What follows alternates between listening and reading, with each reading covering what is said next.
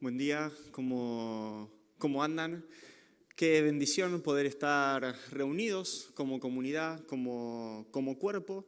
Y quería empezar justamente preguntándonos, porque estuvimos cantando, venimos charlando y nos enorgullece decir que somos comunidad, que somos familia, pero quería que pudiéramos reflexionar el día de hoy sobre qué tipo de comunidad, qué tipo de familia, qué tipo de cuerpo somos.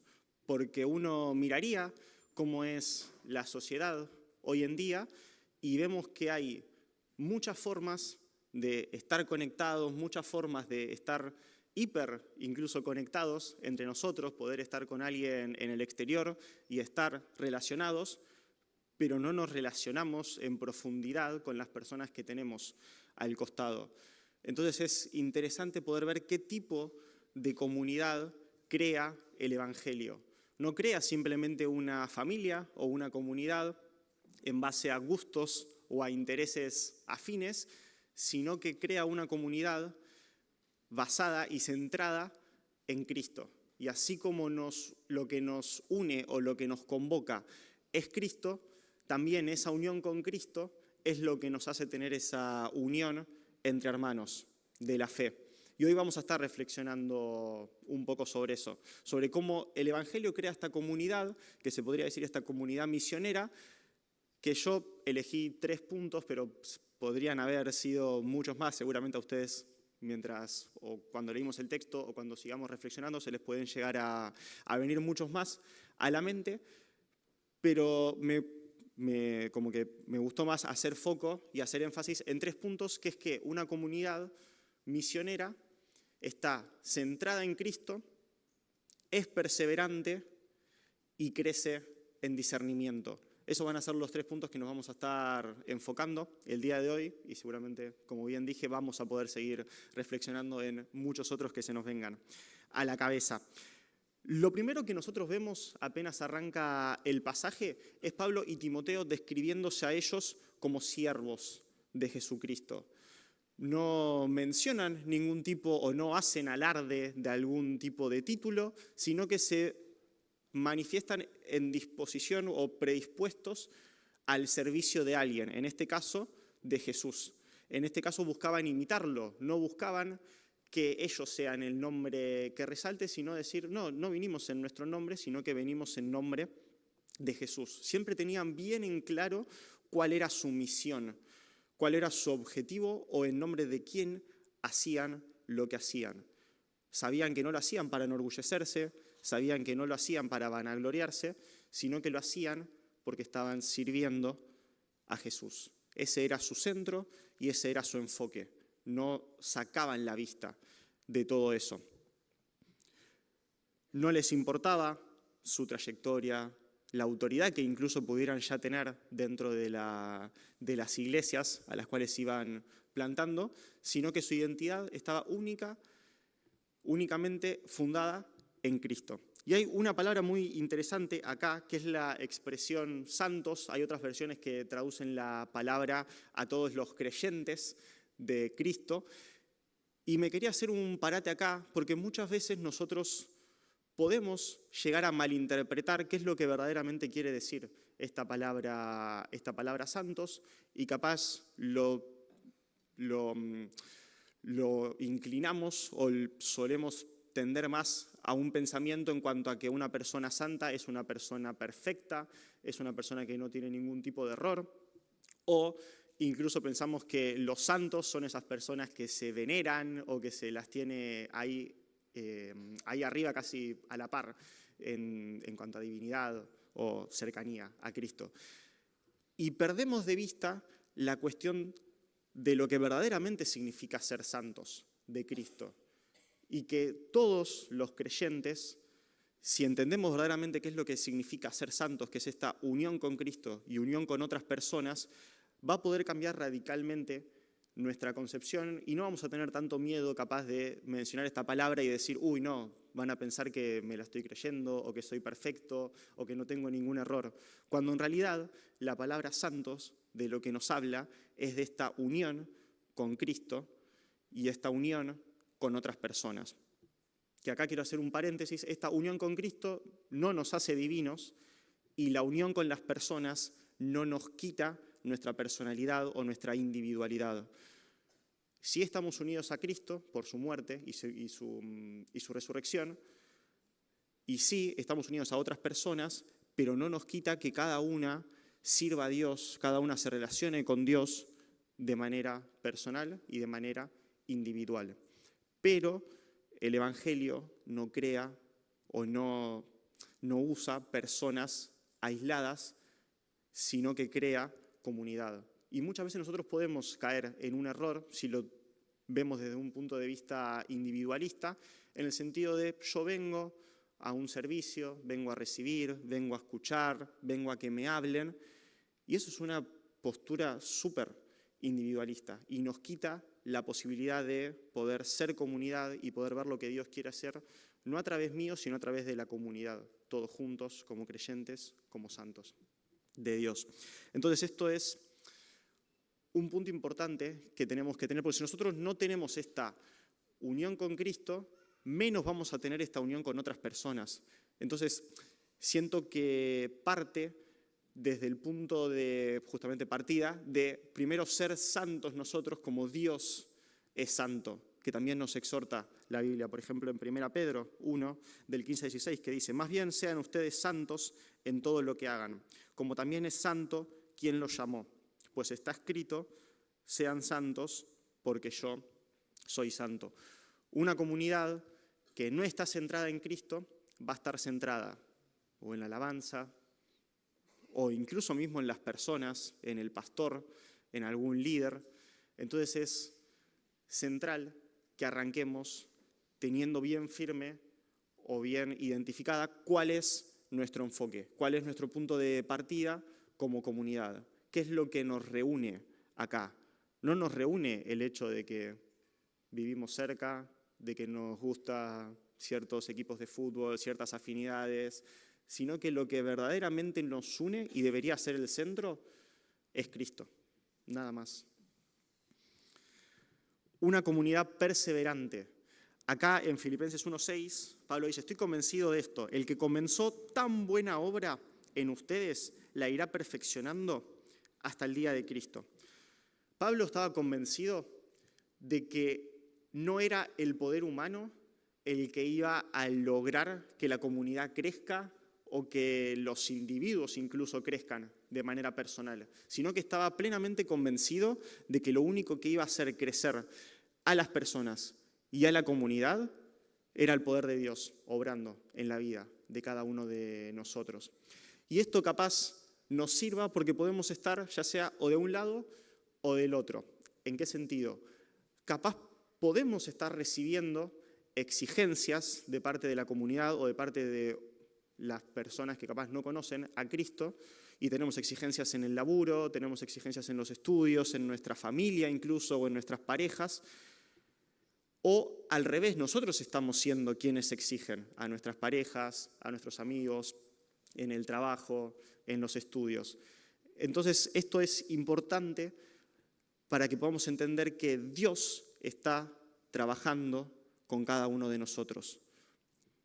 No podemos o no debemos ser nosotros primero quienes inicien estas exigencias en otras personas de, che, vos ya tendrías que estar sirviendo o vos ya tendrías que estar de tal forma, porque una manera de poder entender y de poder ser comunidad es si entendemos esta perseverancia y este proceso que Dios está primero iniciando, después sosteniendo y después culminando.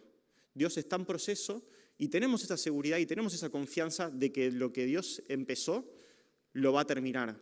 Y tenemos esa seguridad, pero tenemos que entender, primero nosotros mismos, que somos personas en proceso, somos discípulos en proceso, que nos está acompañando Dios a poder llegar a esa perfección o a esa plenitud a la cual nos llama. Pero tenemos que entender que acá en la tierra no vamos a llegar a esa plenitud, por más de que nosotros lo creamos de que ya llegamos a un punto óptimo, para Dios no va a ser ese punto óptimo.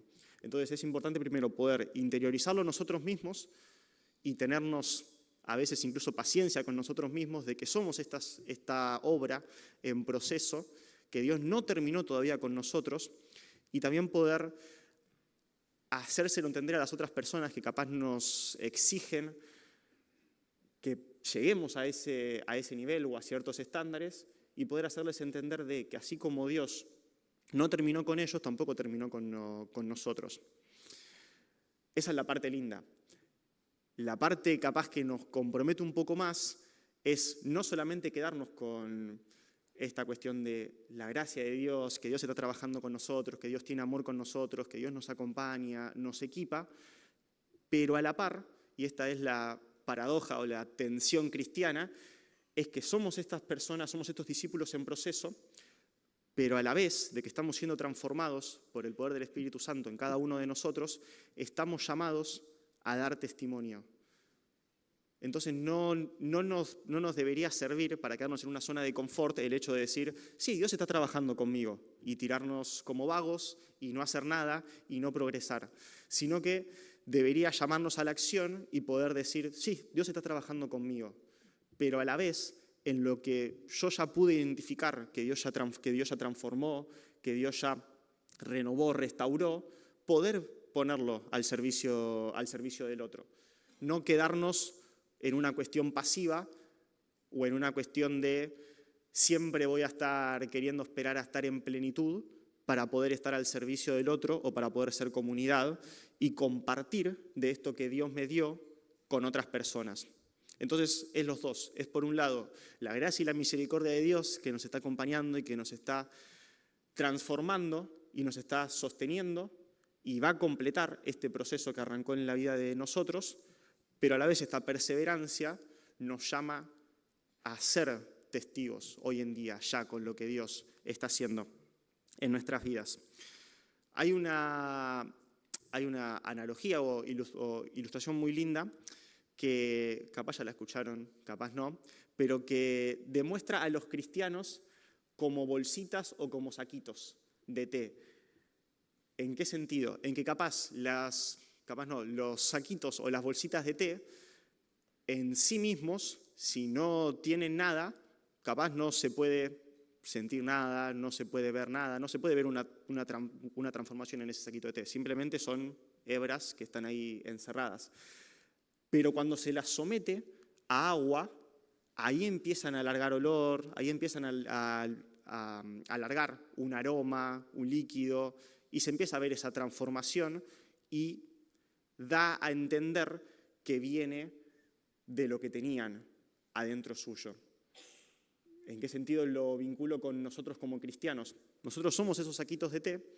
El agua vendría a ser todas las pruebas, las dificultades, las exigencias que nos puede llegar a poner el mundo, los amigos o nosotros mismos. Y el aroma o eso que nosotros vamos a producir va a ser lo que está justamente adentro nuestro. Vamos a dar algo bueno, algo de bendición, o vamos a dar un olor feo, un olor amargo. Entonces es importante poder decir y poder tener bien en claro, como vimos en el primer punto, de que nuestra identidad y nuestro enfoque principal es Cristo. Entonces, si yo sé que tengo a Cristo adentro mío, cuando vengan esas pruebas, cuando vengan esas dificultades, cuando vengan eso que me está formando, que me está forjando, yo voy a poder mostrar ese aroma a Cristo. O por lo menos en un 80% capaz, y en un 20% todavía seguimos en esta lucha. Pero es importante que podamos entender que, como también lo compartía Guille la semana pasada, que nuestra actitud de gratitud o de alabanza no viene tanto por circunstancias externas, sino que viene ya por una identidad que está adentro nuestro, ya. O sea, nosotros sacamos de lo que hay adentro nuestro. No es que vamos a sacar algo bueno si nos pasan cosas buenas o nos vamos a enojar si nos pasan cosas malas. Entonces, la pregunta que capaz nos podríamos hacer teniendo en cuenta esta analogía es ¿qué aroma o qué fragancia estoy dejando que el resto huela? ¿Estoy dejando una fragancia capaz más personal? ¿Estoy dejando esa fragancia de Cristo? ¿Qué estoy dejando cuando vienen las pruebas, cuando vienen las exigencias, cuando veo que Dios me está formando en ese proceso? Y después una comunidad que crece en discernimiento. Acá Pablo lo que menciona, entre muchas otras cosas, en el versículo 10 dice, así podrán discernir lo que es mejor.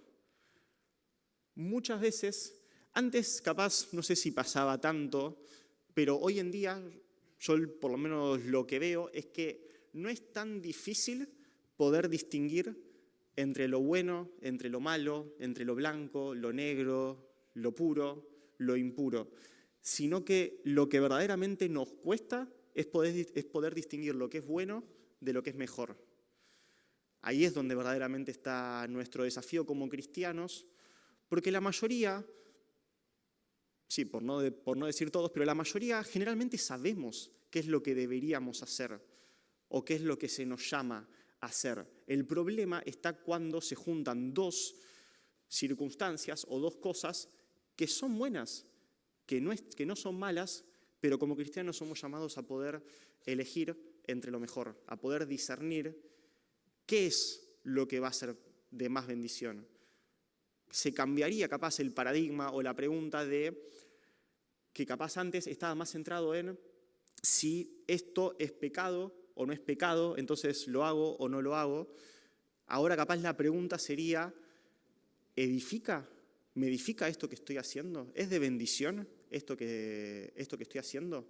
¿O qué sería de mayor bendición entre estas dos cosas? Hay un pasaje que se puede ver claramente esta situación entre elegir entre lo bueno y lo mejor, que seguramente muchos lo conocen también, que es el pasaje de María y Marta, en Lucas 10, 41 y 42, en donde Jesús dice, Marta, Marta, estás inquieta y preocupada por muchas cosas, pero solo una es necesaria. Y me gusta cómo sigue, que dice, María ha escogido la mejor. Y Pablo también dice, así podrán discernir lo que es mejor, lo que es excelente, lo que es lo mejor para la situación, lo que es de más bendición. ¿Estaba mal lo que estaba haciendo Marta, que estaba preocupada por la cocina y encargada de eso? No, no estaba mal. El tema es que había algo mejor que podía haber estado haciendo, que era estar a los pies de Jesús mientras estaba enseñando. Y muchas veces nosotros como comunidad capaz nos estamos enfocando en cosas que son secundarias en vez de cosas que son indispensables para nuestro crecimiento. Entonces la pregunta sería, ¿en qué me estoy enfocando más? ¿Me estoy enfocando más en lo verdaderamente primordial o me estoy enfocando en cosas que capaz son secundarias y que no son relevantes? Por lo menos para la circunstancia en la cual estamos. ¿Estoy eligiendo entre lo bueno o estoy eligiendo entre lo mejor, entre lo que sería perfecto, entre lo que sería excelente? No debemos preguntarnos si esto o aquello está mal o es pecado, debemos preguntarnos si esto glorifica a Dios. Esto es como termina el pasaje, que dice que somos llamados a dar, a ser llenos de ese fruto de justicia por medio de Cristo Jesús, para gloria y alabanza de Dios. Como bien dije antes, este testimonio que se nos llama a dar en este proceso o en esta carrera de la fe, nos muestra de vuelta qué es lo que tenemos adentro. Pero no lo hacemos para simplemente que digan, uy, mira cómo está creciendo esta persona, uy, mira qué bien que le está haciendo, qué de bendición que es, sino que no lo hacemos para nuestra gloria, sino que lo hacemos para la gloria de Dios. Y ahí tenemos al Espíritu Santo obrando en nosotros por medio del fruto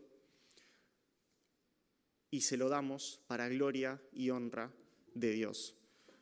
Entonces es importante poder plantearnos y poder entender que nuestra meta como comunidad y nuestra meta como cristianos no es simplemente ser meros consumidores religiosos aislados, sino que somos llamados a ser cristianos que son transformados por el Evangelio y que nuestra meta no es el simple hecho de poder crecer de forma aislada, sino que somos llamados a ser parte de esta comunidad y de esta familia que creó Dios. Esto lo podemos ver en el pasaje que leyó al principio Debbie, de que se nos habla de esta promesa que le había dado Dios al pueblo de este nuevo pacto, y lo podemos ver realizado en esto, en la comunidad de Filipenses, donde te dice que es una comunidad transformada, donde vemos un amor verdadero, comunión, vemos el fruto, la perseverancia de la cual hablamos. Y así como esta comunidad fue transformada, nosotros también somos llamados a ser transformados y ser esta verdadera comunidad misionera. No quedarnos en nuestra zona de confort, no quedarnos de vuelta a ser simples oidores de la palabra, sino que somos llamados a ser hacedores de la palabra. No quedarnos simplemente con una identidad propia o con un rol o con una posición propia, sino que somos llamados a todos, como estábamos cantando, todos como uno, con el simple objetivo y con el simple fundamento de Cristo en cada uno de nosotros y tener nuestro centro en Cristo. Esta comunidad misionera no está fundada o no está anclada en la idea que nosotros tenemos, sino que está centrado en lo que Cristo ya dijo. Se nos llama a estar los unos con los otros, se nos llama a orar los unos con los otros, se nos llama a acompañarnos, a consolarnos los unos por los otros y sobre todo se nos llama a servir los unos con los otros. Si quieren, el equipo de alabanza puede ir subiendo. Y para cerrar, quería mencionarles capaz cómo se podría definir esta comunidad misionera que ya vimos que está centrada en Cristo, que ya vimos que es perseverante, que ya vimos que está llamada a crecer en discernimiento, y se podría agregar que solamente está unida por gracia, porque como vimos acá, si nos podemos preguntar, seguramente tengamos más diferencias que similitudes, pero tenemos una gran similitud que nos une a todos, que va más allá de cualquier otra diferencia que podamos llegar a tener, que es esa unión en Cristo y por Cristo. Está sostenida, ahora vamos a estar cantando que Cristo es nuestro fundamento, que Él es lo único que nos motiva o que nos afirma o que a donde deberíamos estar arraigados. Entonces nuestro fundamento y nuestro sostén es Cristo. Estamos comprometidos con el Evangelio porque estamos llamados a seguir avanzando, como bien dijimos, no quedarnos en una situación pasiva, sino estamos llamados a ser esos testigos de lo que Dios hizo en nuestra vida. Y somos enviados al mundo. Hay una canción también que no vamos a cantar, pero justamente hace un resumen de todo lo que Dios hizo en nuestra vida, y podríamos tocar capaz la canción de gracias, de todo lo que Jesús hizo, de despojarse, hacerse hombre, morir en la cruz, resucitar, y todo lo que eso hizo, cómo impacta en nuestra vida, qué es lo que verdaderamente nos da propósito. Ayer justo estábamos reflexionando con los jóvenes en cómo la resurrección nos da propósito y nos motiva para todo lo que nosotros tenemos que hacer en nuestra vida. Y eso es lo que después nos lleva a ser sal y ser luz. Si no, claramente, si no tiene ningún impacto en nuestra vida la resurrección y lo que hizo Jesús, no vamos a cantar nada, no vamos a anunciar nada, porque no somos movidos por el Evangelio. Pero ahora, si somos movidos por el Evangelio, ahí cambia toda la ecuación. Así que los invito a orar todos juntos. Señor, gracias por tu palabra, gracias porque creás esta comunidad, Señor, que está centrada en vos, Señor, en lo que vos decís de nosotros. Ayúdanos a poder vernos como vos nos ves, Señor, que todavía estás moldeándonos, Señor, estás transformándonos a tu imagen, Señor, y queremos poder no solamente vernos, sino ver también al prójimo como vos nos ves, y que podamos seguir creciendo en discernimiento, Señor, y seguir creciendo en tu palabra y en tu espíritu, Señor. Hacemos esta oración en el nombre de tu Hijo Jesús. Amén. Teniendo la misión de llevar el mensaje de la redención.